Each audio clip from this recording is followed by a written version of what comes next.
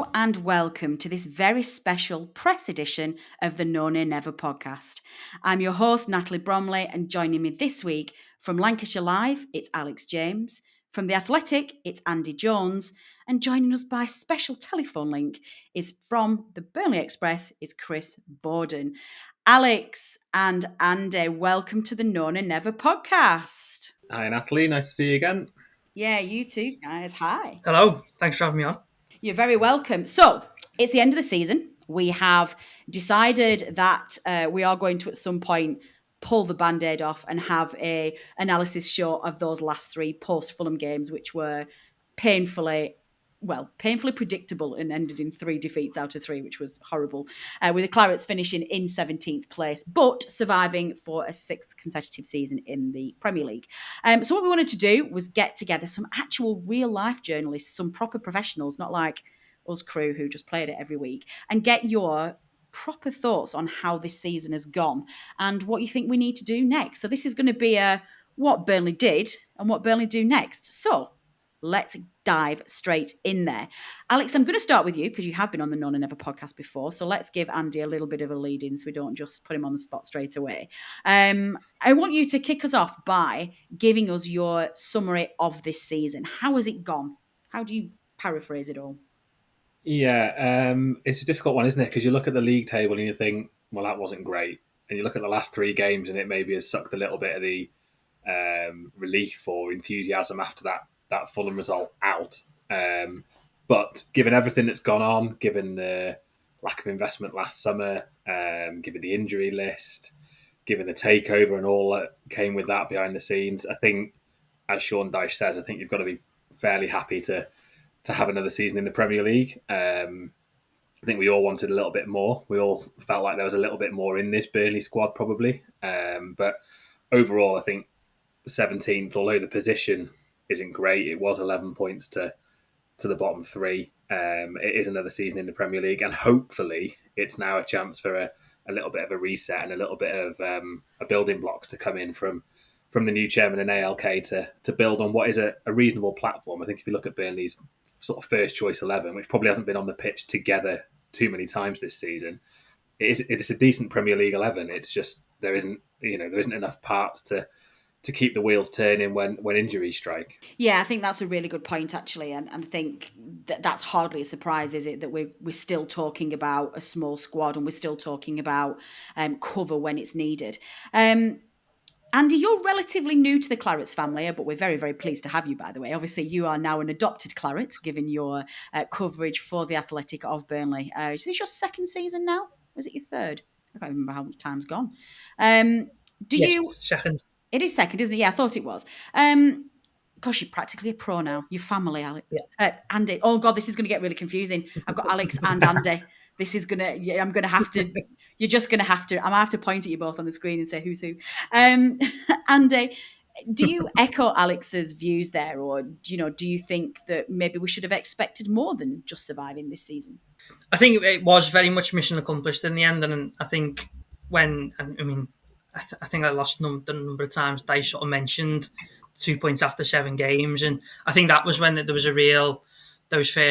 that first period was when that reassessment came and that sort of the finishing 10th and sort of the run that they sort of ended the season on, which was really positive. I think it was 2 defeats in 16, wasn't it, of the previous season. I think there was a real reassessment and looking at the squad and just sort of thinking we just need to make sure that we're here for next season and sort of and as Alex has said, the injuries piled up and continue to pile up, and you thought maybe Burnley would get through that period and then they would be able to sort of move forward with a near to fully fit squad, but that never really happened. I think it was January, was the only time really, and that was literally for 1 or 2 games where there was a sort of a full squad to choose from, and the bench wasn't sort of littered with a number of youngsters who there's still a couple of steps for them to go to be Premier League level. So I think when it was weird in that you went into the season expecting more than what you came out of it with, but I think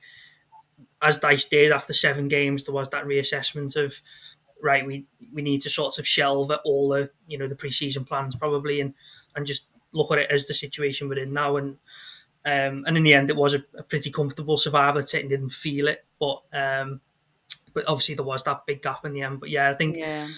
in the end, it was a case of just get to the end and make sure you're not in that bottom three. Yeah, and I think Alex, that's a really good point that Andy's mentioned there. In that you can look at it on paper and you realise you finished 17th. You didn't really want to finish 17th, albeit on the other hand, you'd probably snap somebody's hand off at the beginning of the season for 17th. But you can't lose sight of that 11-point gap. That was a massive gap. And I'm not sure I can remember a season where the gap between 17th and 18th was as big as that. So in other seasons, that probably an 11-point gap from 18th probably would have seen us maybe more 14th, 15th, I guess. Yeah, I was just thinking actually then when you were talking, I wonder when the last time, if ever, in the Premier League there has been an 11-point gap from 18th to 17th. I can't think of one off the top of my head. And Andy's right in that those first 7 games, although there was nothing stopping Burnley getting more points than 2. They didn't have to lose 5 and draw 2, but they did. And it isn't the starting point you want. And it is, it's fair enough for the managers to say we had to reassess after that and sort of reevaluate our goals a little bit. And I think the absence of Ben Mee, and we might well come on to him again later on, but he missed all of those 7 games. I think Taki missed 2 or 3 of them at the start, and that cover simply wasn't there. Kevin Long and Jimmy Dunn, I think they did okay, but they're not James Tarkowski and Ben Mee. And you look at Burnley's Premier League squad, and there's probably 3, 4, 5 bodies short anyway, and then there might be 3 or 4 in there who maybe wouldn't get into another Premier League team, and that's where we've got to look at trying to strengthen the squad this summer, and that's where, and I've done a piece today on it about ALK, Alan Pace, and I've been pretty impressed with Alan Pace in terms of what he said so far. Very proactive with off the field stuff, and he's made all the right noises in terms of what the window will hold. But now the window's here or nearly here, and it's less talk, more action. And this is where we'll sort of really see where we're up to with ALK, and this is where they'll really be assessed, because if we're just going to go through the motions again and try and not get anybody in, well, we've been there before, haven't we, over countless windows. Like, I've lost count the number of times I've written saying this is a hugely important window for Burnley over the last 2 or 3 years. 356. It just feels like every window's been like hugely important, and then nothing happens, and the issues are the same, and the conversations with Sean Dyche are the same. Eventually, your luck runs out if you carry on like that, and ALK are acutely aware of that. They haven't come into this thinking everything's in place and we can just jump on the bandwagon. They know there's a lot of hard work to do here. So I'd like to think they'd be sort of proactive in the transfer market and at least try and get a few more bodies in it, if nothing else, even if it is to be cover to start with. Yeah, definitely. Andy, I think one of the things that struck me listening to Alex then was, I think a fully fit Burnley squad, the first choice 11 players that we would put out there are actually a really decent side, and we can compete quite comfortably in the Premier League and shouldn't be anywhere near the bottom. But what's always frustrated me, I think, about this is that we've consistently played the transfer lottery and the squad lottery, I think is probably more appropriate a word, for, 4 or 5 seasons now, where we've insisted on operating with the minimum number of players that we possibly can, and just keeping our fingers crossed that nothing would happen. And if you look back, the season we finished in Europe, we were unbelievably lucky with injuries. We didn't get any in the entire season, or certainly none that kept players out for maybe 1 game, 2 at the most. So thinking that ahead, it just becomes, I think, a massive failure and questions legitimately being asked of our new board if we don't bring in those numbers in the summer. Yeah, I think you're spot on. There needs to be bodies, and Sean Dyche made that abundantly clear at the end of the summer window, when he literally just said we're 2 or 3 short still. And he says that recruitment is difficult, and it is because they're trying to find players who, other teams can, or in the past have been able to outbid them for, if you like, and you don't really want to get into those sort of those transfer wars, if you like, because eventually the price can become too high. And that's what you'd like to think ALK will be able to sort of to help with and sort of make Burnley more part of the conversation than sort of feeding off scraps, which is basically what they've had to do in previous windows. It is key. Dyche is quite open in the fact that he wants two players in each position, and that's what he means when he refers to sort of the missing the number of bodies because they haven't got that. And you look at the centre halves, the obvious one where Jimmy Dunn's been asked to step up, and he's still very raw and he's not really ready to be a fourth choice centre half yet or part of that core. He probably needs another loan move really to a championship club or something like that. And out wide as well is you going into a season with sort of one winger who you can rely on really. It's just it's not good enough really. And obviously it's so frustrating, and I can't imagine how disappointing it is for Robbie Brady and John Babe Goodmanson for the injury struggles they've had over the last sort of 2 years. But in the first two games, they went into the season fit. One picked up an injury in the first, and then the second game, Robbie Brady picked up an injury. So that sort of showed that they have to go into next season with that sort of squad number, more than it has been, and you would like to think, and as sort of Alex has said, in terms of what ALK have been saying, that is going to happen. But of course, we will see. Yeah, well, this feels like a very good moment to bring in Chris Boden from the Burnley Express on our live telephone link.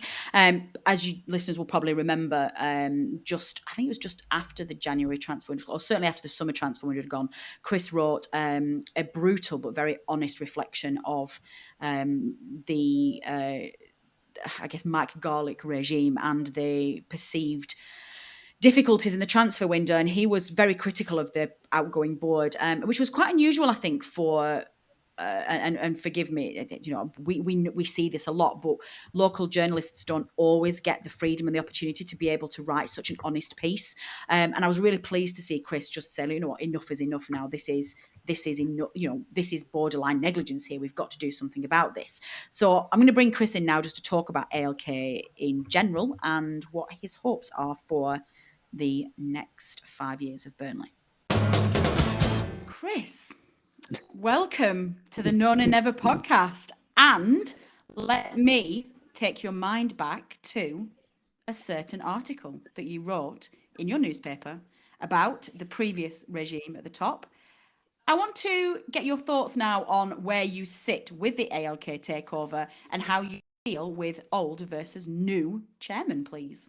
Just an easy one to start with. Yeah, it's been an interesting few months. And I wrote, I think people get frustrated with the hierarchy at times, especially when I think as fans probably found out for their own sakes that the outgoing chairman, his communication in his latter days as chairman, he wasn't sort of relaying. We used to speak to him at the end of every season, and that sort of went by the by, and we'd sort of and we'd have a chat after the transfer windows, and we were just getting just no communication as regards the club's viewpoints on how things were progressing. And obviously, if we remember, Bill Stevens came in, Will Norris came in, and just wasn't anywhere near good enough. To boost the squad. The numbers were down. You lost Aaron Lennon. You hadn't brought in a wide player, knowing full well that Robbie Brady and Johan Goodman, with their injury record, couldn't be relied upon to play a full season, and so it transpired. But you sort of in and around that time of the chairman making offers for players, you've got Mike Riggs saying have a look at these players from abroad were fantastic. You might have spotted a player that might be a real diamond, a real bargain, but if the manager's only got X amount of pounds to spend, are you going to throw it all lad you've never clapped eyes on? It's a real gamble, and obviously he went into the season. I think we all thought, this is the season where it finally catches up with Burnley. well, the manager's for Really me did. has pulled a rabbit out of a hat again, hasn't he? But, Yeah, I'm just saying one of the things we've just been talking about actually is that it's been quite a weird season in that it's been disappointing to finish 17th, but you can't lose sight of the fact that we were actually 11 points clear in the end. So that in a normal Premier League season would probably see you much further up the table than say 17th. But bearing that in mind, then how can you summarise the early stages of the ALK regime? You know, does things feel more positive?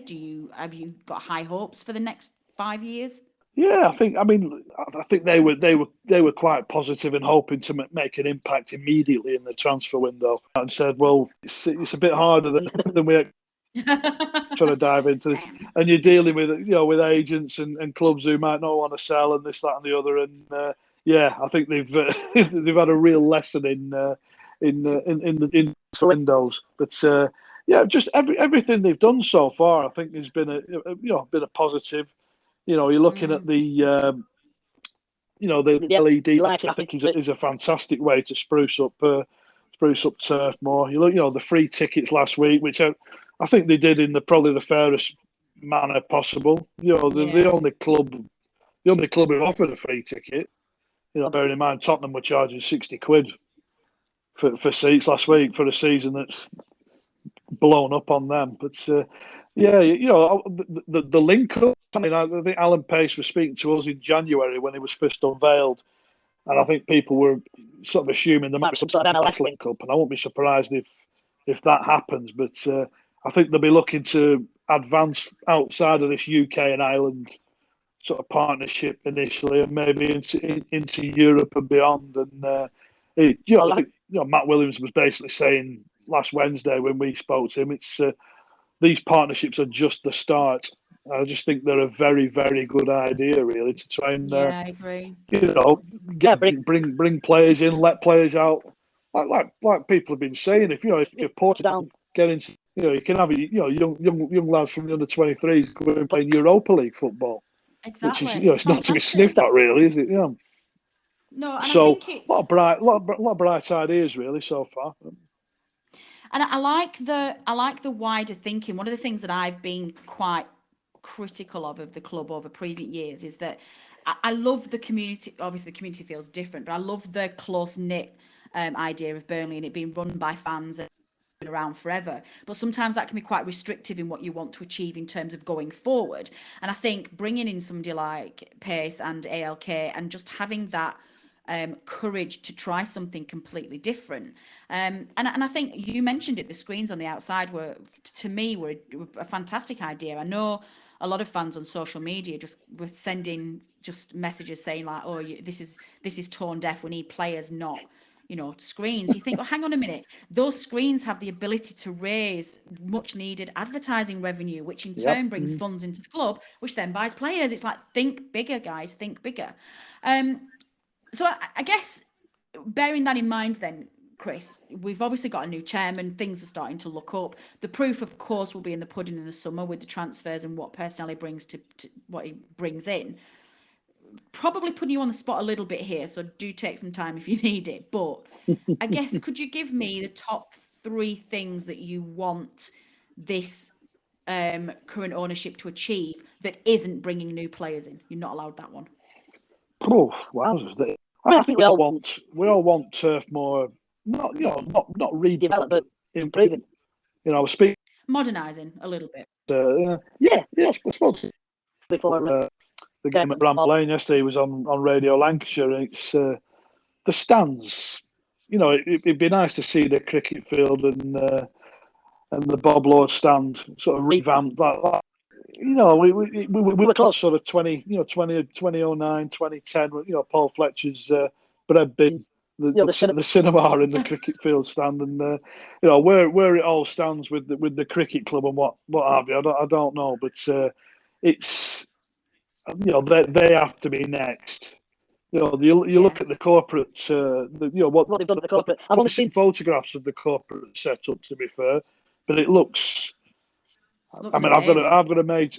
Well, I've got a mate who he does work at Old Trafford and the Etihad, and if it doesn't clash with Burnley, and I'm very lucky, I get to go to the corporate setup once or twice a season maybe at these clubs, and it doesn't look a million miles away from the sort of setup that City have had. It's remarkable, but and people will say, well, it's not very Burnley like, is it? But like you say, you've got to.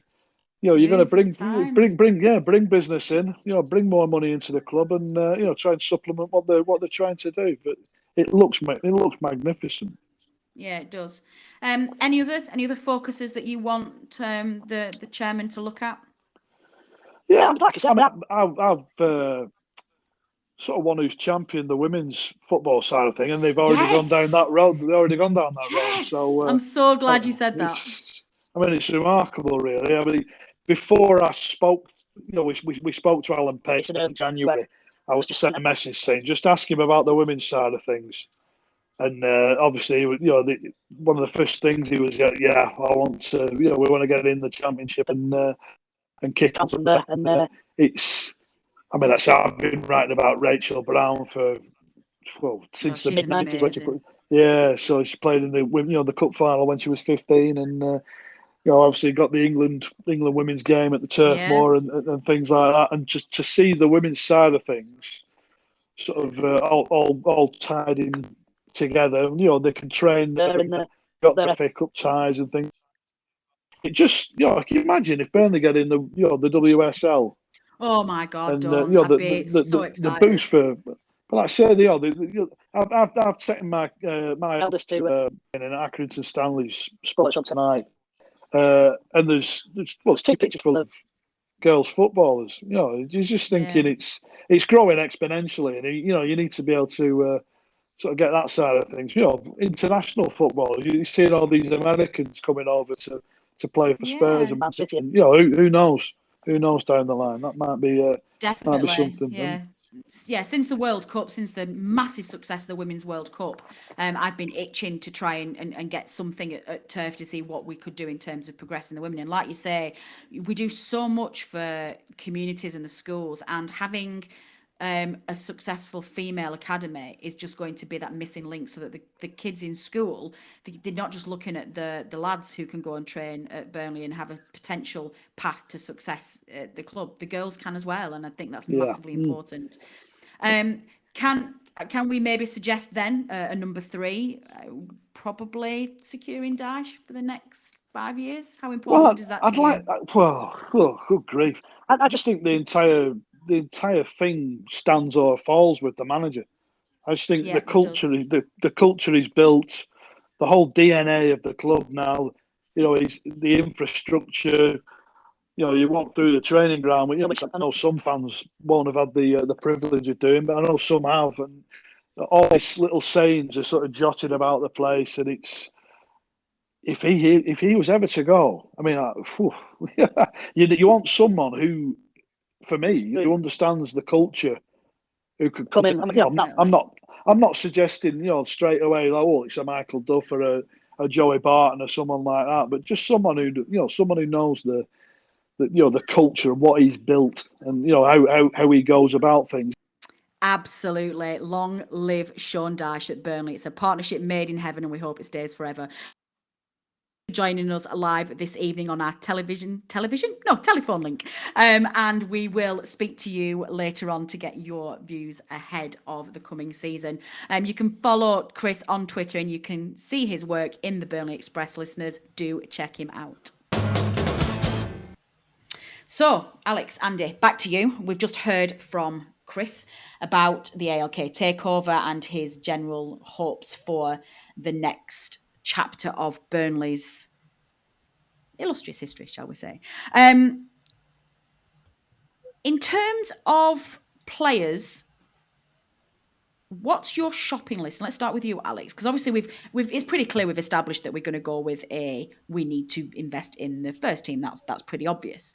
But I would still argue that there's some positions and some players that aren't maybe as fundamental as others. So, Alex, if you're given the brief that we can bring in 5 players, what's your priority in terms of positions? Wide midfield, 100%. Possibly even 2 wide midfielders, possibly even 3 wide midfielders, but certainly more. Both sides? Yeah, I do think both sides, because I think Dwight McNeil. I love Dwight McNeil, but he has looked shattered for the last half a dozen games of this season, which isn't a great surprise because he's 21 years old. He's still developing as a player and a person, and he's been asked to play week in, week out for sort of 2 seasons back to back. And I do think that having an extra bit of competition there would help, and certainly something on the right hand side. I think Josh Brownell can do a job there, but he's miles better in the middle. So I think that's job number one. As Andy mentioned before, another centre half is crucial. I'd like to see another striker signed as well. I know there's 4, and I know you can look at that on paper and think, well, that's one area of the squad where there is 2 players for each position. But I just think another perhaps young striker who could develop into a Premier League player and put a bit of pressure on the 4 that are already there would be welcome. I mean, you could make a case that Burnley are in need of either a starting 11 player or a player who can develop over the next 12, 18 months into a starting 11 player in pretty much every position. Wow.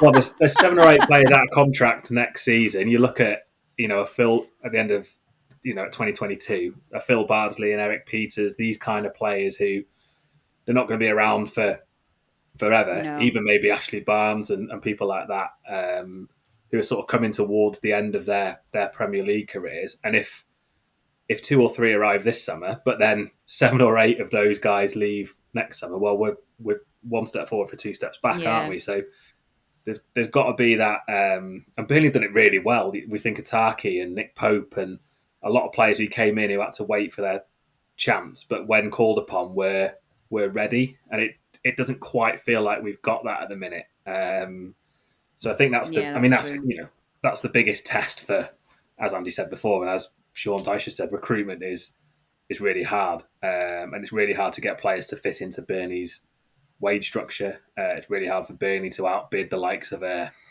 Aston Villa or teams who you might see in or that Brentford. Yeah, in that 10th. Well, in Any that 10th other club. in that 10th to sort of 16th mid-table bracket. Yeah, sure. I think what's Burnley's club record fee? 15 million, and that must be the lowest club record fee in the Premier League, I would imagine, or if not the lowest, then close to being the lowest. So, yeah, there we go. Every position and yeah, see where we there can you go, go listeners. from there. Alex's wish list is every single position. We don't ask for much as Burnley fans, do we? Andy, I think we know that that's a pretty good summary of where we go from here. I guess changing the focus of the question just slightly, and I'm going to not allow you Nick Pope or James Tarkowski in this answer. Number one, because Pope is an obvious one, but Tark is probably not going to be here next season. So based on the current squad at the moment and based on their performances this season, which 3 players are they're the first names on the team sheet next season, irrespective of their age? Who are we building a side around? Oh God. That's some question, that. Because you can go loads of different ways with it in terms of who are your reliable performance, i.e. a Ben Mee, an Ashley Westwood, a Chris Wood, who are sort of towards the 30s, past 30s, or do you go Josh Brownhill, Dwight McNeil, that type of way in terms of the younger players, and maybe a Vidza, or Charlie Taylor, for example, that sort of younger core that Burnley need to really build upon as going forward, because as Alex said, there's so many players sort of coming up to the end of the deals and sort of going past 30, and I know players don't sort of fall off a cliff when they get to 30, but that's when you sort of need to start thinking, right, who's the next one, along the conveyor belt, if you like, to come in and replace them, like Burnley have done with people in the past. So, that is a difficult one. I think you would want Ben Mee to stay there as captain. I think agree. Josh Brownhill has shown a lot sort of since he's come into the club in terms of adapting into a Burnley midfield and sort of being that younger of the 4 that they've got. Ooh. And then it's a toss up between McNeil and Wood, because Wood guarantees you goals. Even this season, when it looked like, he might not even get near to double figures, and then he makes everyone look quite silly and goes 8-8, and it made me look silly when I sort of did question him about it. At one point, just before he got injured, I think it was. And then you sort of, but then McNeil is someone who would be in Burnley's team for the next 10 years, and someone who, while playing on the left at the moment, has spoken openly about wanting to move into sort of a more central role, and you can see his influence on games, and when he does get a rest, which hopefully he will this summer, and sort of come back fresh. So I think I'd probably go McNeil on the side of, he will give you, if you don't sell him, you're going to get 10 years out of him. He's got so much more to give. And Sure. I mean, Burnley just have to go out and buy someone who can score 10 goals a season. Yeah, it's literally as easy as that. We'll add it to Alex's shopping list of every single position. This is easy. I don't know why we're not in charge of Burnley. This is just, why is this taking so long to get to this stage? It's easy game. This is like the Monopoly version of how to run Burnley Football Club. Do you think, bearing that in mind then, Alex, do you think given the numbers that we want to bring in, and given the core players that we want to build, certainly in the short term, maybe the next 2 to 3 years, do we insist on sticking with the 4-4-2 tried and tested, or do we start to look more at getting some bodies in midfield and playing more progressive football and more modern approach? I'm always really torn, really, as to which of those systems is going to produce us more goals, because I think ultimately our Premier League survival for the next 5 years is going to depend on us being able to create more chances and open up a little bit more. So what do? Do you stick 4-5-1, or do you stick 4-4-2, or do you start trying more 4-5-1? Yeah, it was interesting actually, wasn't it, that we went 4-5-1 against Sheffield United when it's sort of everybody, me included, thought, well, this will be back to 4-4-2, 4-5-1s for games against the Liverpool or a Man United.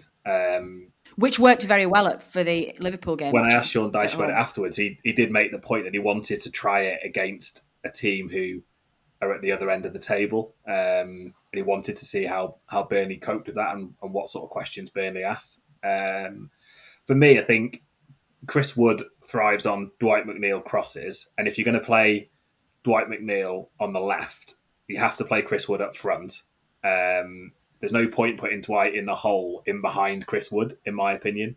I just don't see that as getting the best out of that combination. And if you'd have asked me this question 3 months ago, I probably would have said mix it up. But I've been so impressed with Wood and Vidra together.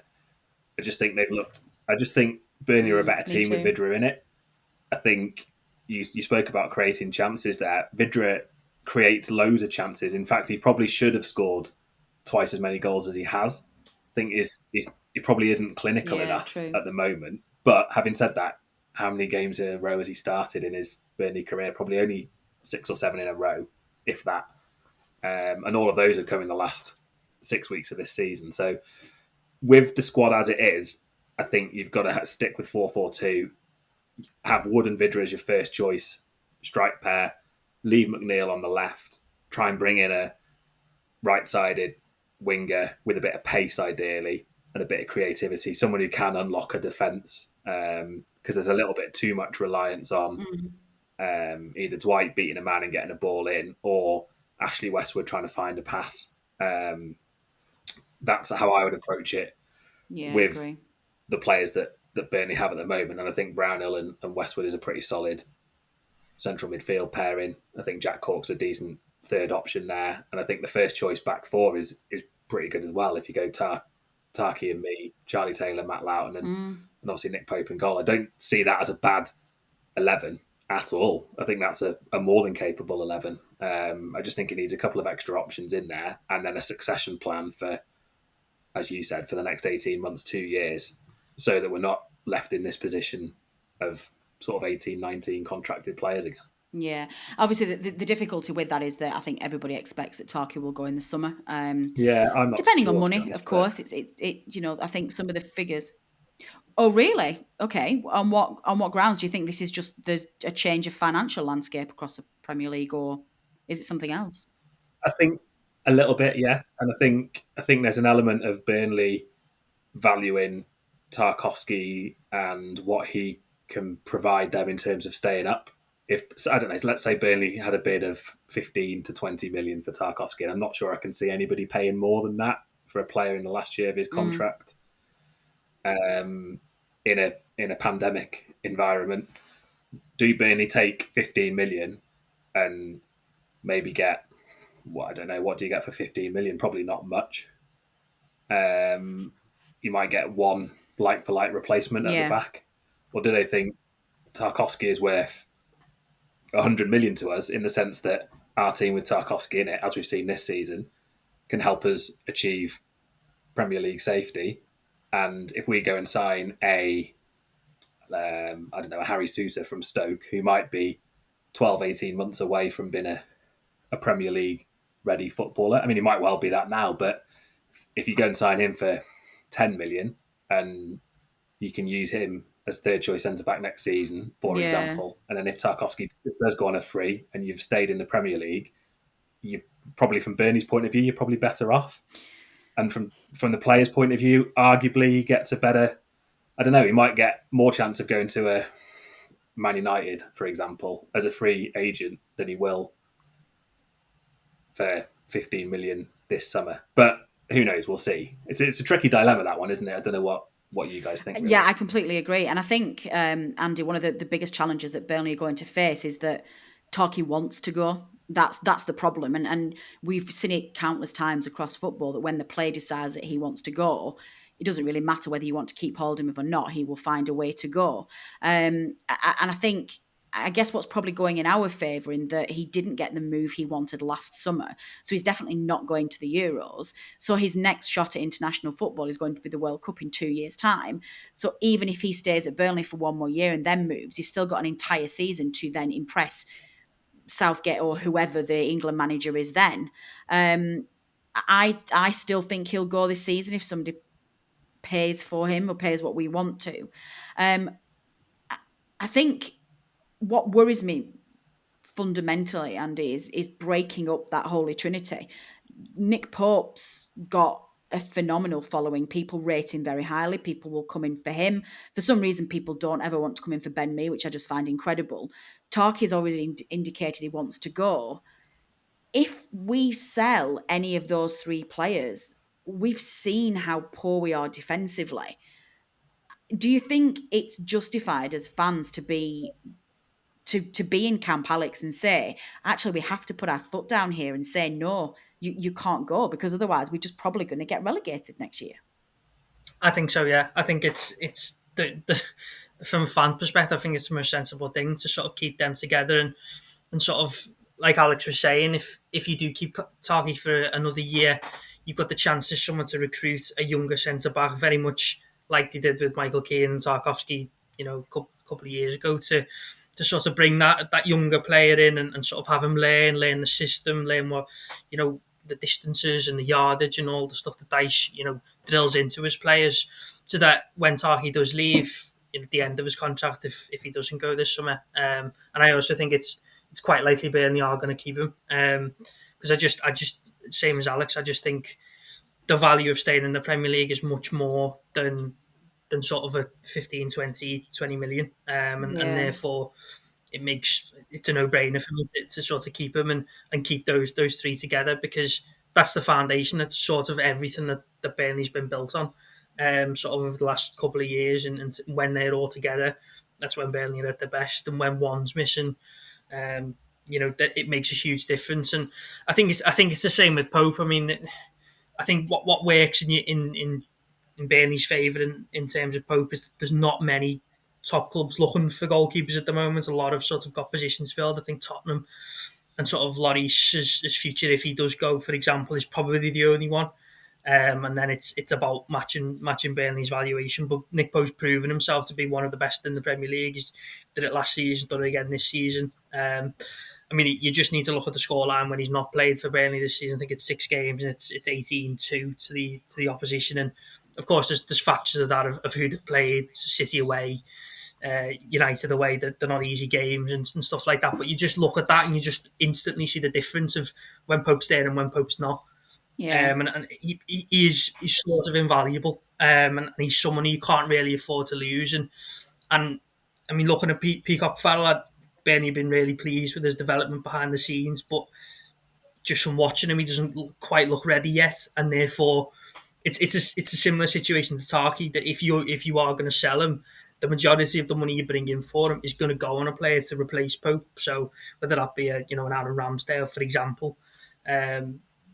So you are sort of in that dilemma, but equally, I think Premier League status is the most important thing, and you've got to make sure, especially for short term, that those three sort of stick together. And it would take a massive offer, I think, for Burnley to even sort of think about it. I guess the advantage with Pope as well is he's under a longer contract, isn't he? And as Andy says, you're looking at maybe who can afford to pay 30 million plus for a goalkeeper, and you probably end up with Spurs. And I'm just not sure, from what I understand, I'm not sure Pope at 29 fits Spurs' model of spending that much on a goalkeeper of that age, particularly this summer as well.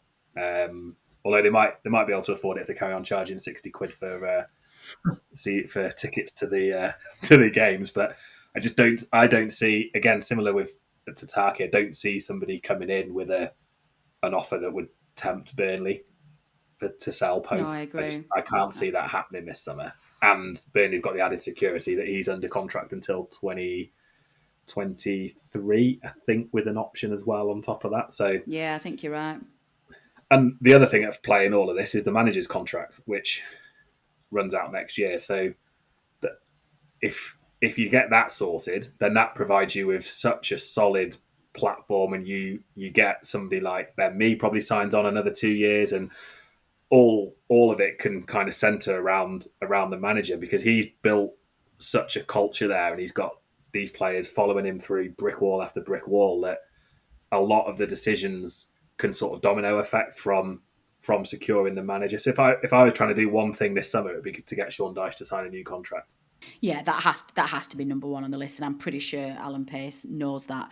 Andy, just to flick back to you for a second, Alex's comment there and reminder about the cheek of Spurs charging their fans 60 quid a ticket for that one just reminded me just about how much I hate Spurs anyway at the moment. But one of the reasons why I hate Spurs is, of course, the ASL debacle. What was it like, just very, very quickly off topic of Burnley, what was it like reporting through that crazy 48-hour period of the ESL launch and collapse? That must have been just the weirdest time. Yeah, it was mental. Because I mean, it was sort of because we have a reporter covering every club, and you're sort of just all gathering information, and you're hearing different things from and obviously the clubs who had decided on this stupid idea were a lot busier than us. But I thought Burnley's sort of response and the statement from Alan Pace was excellent. Just in terms of, because he's only been in the game for a couple of months, but to sort of be so strong on it and have views that made sense and a lot of people sort of agreed with, sort of shows how he thinks. And yeah, it was bizarre, and it was just surreal, because you just sort of dropped everything that you were doing, and it was like, oh my God, now we've got to do the entire focus is on this, and then equally within, as you say, 48 hours, it was gone. So it was just very bizarre, and then it was interesting, sort of the fallout afterwards, and sort of just to sort of see. I mean, for me, you sort of only young in the journalism sector, I guess, and this is my first job, and as you said, only 2 years in. It was the first real massive story that to sort of sink your teeth into, if you like, and sort of see how everything works, and speaking to many different people about many different things about it. So it was interesting from that point of view as well. But yeah, it was just bizarre, and thankfully, gone as quickly as it came. Definitely. Right. Well, I'm gonna wrap up this episode. I could literally talk to you two all night. I've got a list of questions I'd never asked you, so maybe we might actually get you back on in the summer actually, and we'll check in and see how it's going, because I've got so much more I could speak to you both about. But our listeners, the sequel. Press 2. Yeah, press 202. We've it's just literally our listeners. They'll be here all weekend if we don't wrap it up. So I want to finish off very, very quickly. Regular listeners will know that at the end of each season, the None and Ever podcast does the alternative end of season awards. We're going to give you a little preview, not by giving you all the answers, but we're going to ask Andy and Alex to nominate what they think their answers would be to a couple of the questions that we've put out there.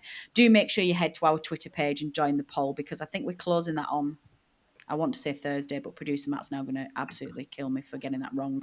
But certainly before we record the award ceremony. So do head over there if you want to have a look. Oh God, I've just had an awful thought. What if this goes out after the award ceremony? Oops. In which case, listeners, I apologise. You've missed it, but it was very good fun. So first question to you, Alex. Who is your unsung hero of the season?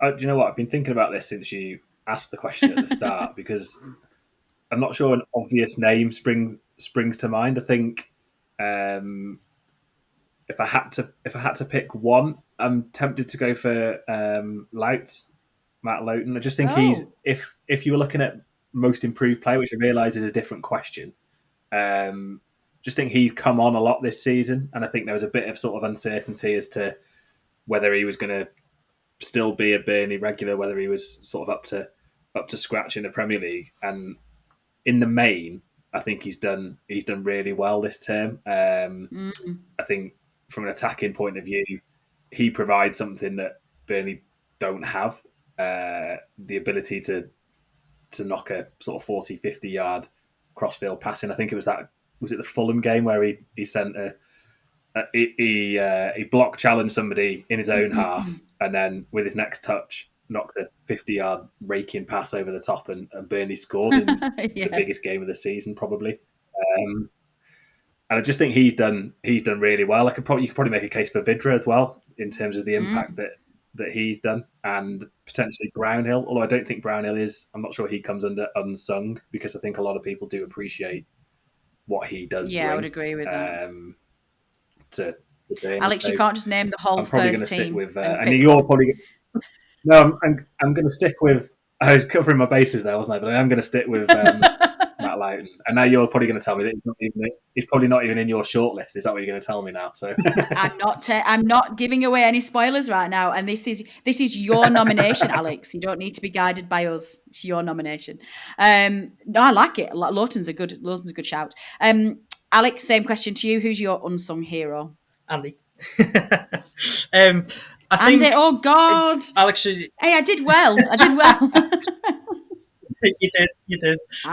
Louts is a really good shout. I agree. I think he's been really good this season and cemented this place. As much as I'd like to give it to sort of Eric Peters for playing everywhere barring goal, and mainly just for his mad 20-minute cameo against Arsenal in the home game, because it was just so bizarre. I think I'd go for Vids.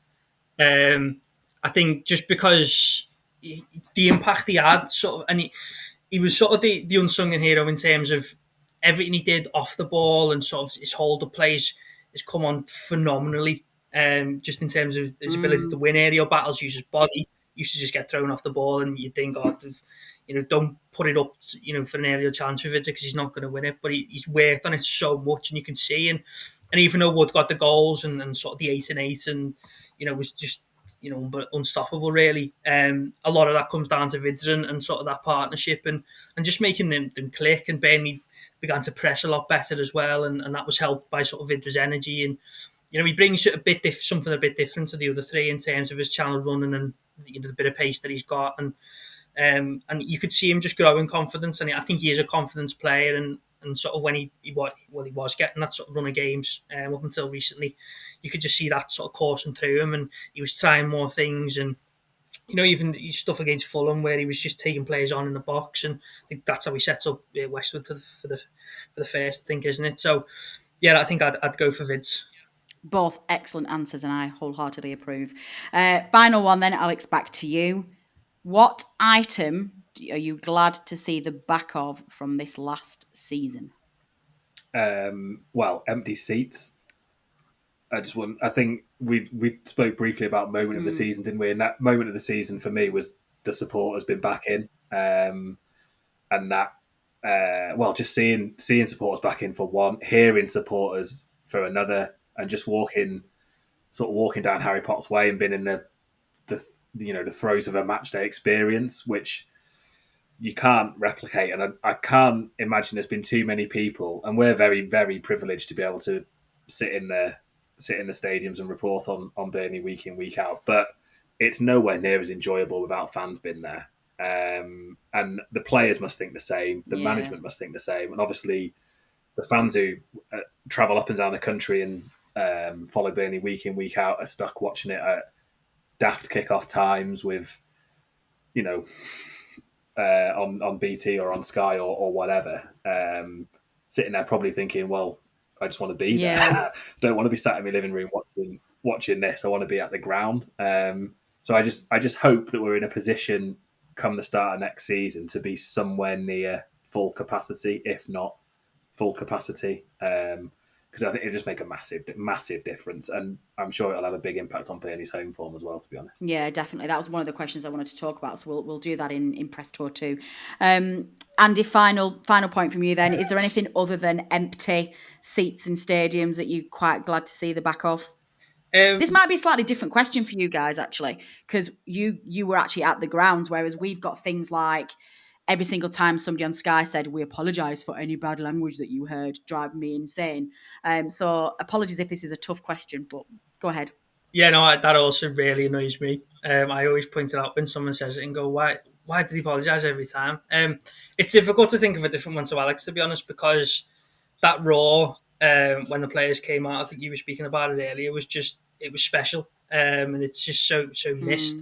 And it does make the impact because you saw Burnley's first half performance against Liverpool and they were buoyed by the crowd. And it just makes such a difference. And Alex is right, it does make it more enjoyable when, for us, and as he said, we are very privileged to be there, but just to reporting on games, even just when some, fella just stands up and shouts something mad at a player, that's just quite funny.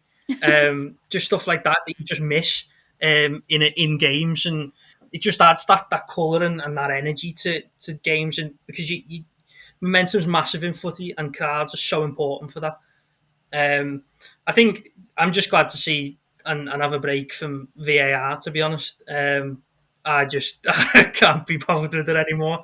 I know it'll be back, and we haven't seen the back of it, but hopefully I would like to think that they'll use the off-season to sort of properly reassess it and sort of have a proper think and sort of about how to use it better, in a better way, and how they can make decisions more, consistent and what is offside and what isn't offside, and just to have a break from that and sort of hopefully, whoever's in charge can get their heads together and, set out some, better guidelines, more clear guidelines. The referees know how to follow and can follow more consistently. And then, the game's going to be much better for it, I would like to think. Linesman flagging 10 seconds after the offside decision as well. Yes, that's one of them.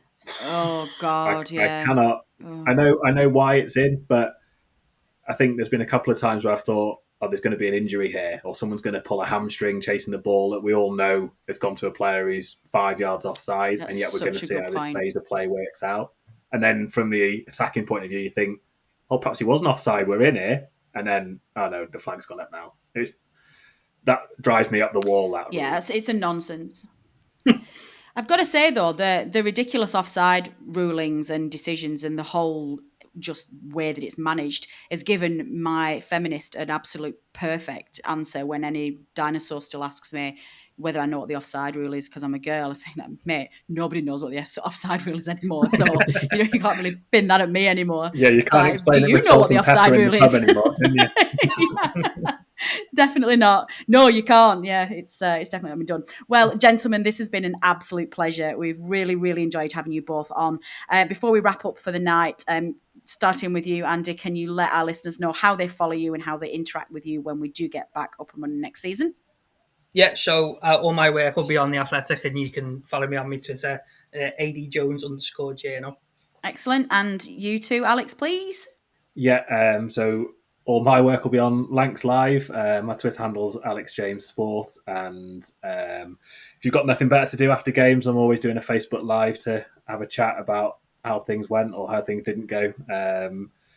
Usually, at the moment, from a freezing car park in my car at 1 o'clock in the morning, but hopefully it'll be in a press room at some point. And yeah, always welcome interactions and stuff on social media. So pop along and say hello and tell me what I'm doing wrong, or maybe even what I'm doing right. Excellent. Yeah, do take advantage, listeners. We're so spoilt as Burnley fans for having such a fantastic group of local journalists who cover all Claret's things. So, they are the professionals. They're the ones that write better than we do and talk better than we do. And, do interact with them, because their content's fantastic and just really gives you a really good insight into everything that's happening in the club. And they set off some really good debates as well. So do follow them. I normally at this point in the podcast, I tell you what's coming up, but I genuinely don't know when we are airing this. So you're either going to get this followed by an analysis show with the wider team as to what happened in those 3 games post Fulham, or you're going to get an end of season awards, or it's going to be a quiz. I genuinely don't know. Stay tuned to social media, listeners. We like to keep you in the dark and tease you a little bit. My thanks go to everybody who has contributed to this podcast. Of course, Alex, Chris and Andy for their input. To producer Matt for knitting all of this together and getting it out there. To Pand Joyce for our music that they kindly donate to us every week. But to you, the listener, for downloading and listening to this episode. Your support is very much appreciated, and we would not be here without you. This has been the press edition of the None and Never podcast. I've been Natalie Bromley. Until next time.